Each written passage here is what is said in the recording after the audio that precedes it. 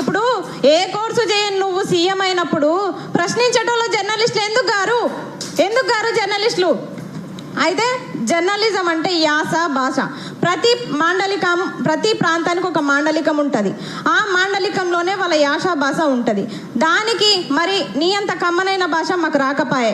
పొట్ట జీల్చుతా, పేగులు మెడలు వేసుకుంటా, దాన్ని బోటి కూర వండుకుంటా, ఈ భాషలు మాకు రావు. మేము ఎంత మాట్లాడినా సంస్కారం ఉంది మాకు, ఆ సంస్కారంలోనే మాట్లాడతాము.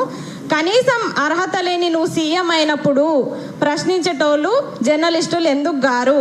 ఇది మా సూటి ప్రశ్న. సమాధానం చెప్పాలి.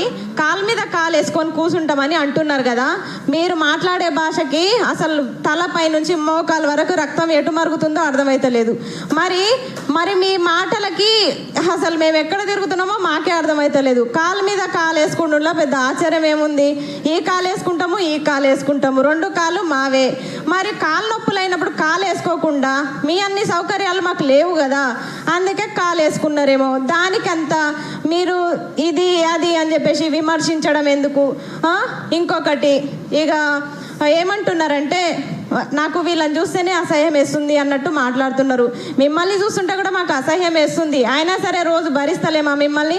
ఇంకో 3 సంవత్సరాలు భరిస్తాము, తర్వాత మీరు వద్దన్నా దింపుతాం మిమ్మల్ని.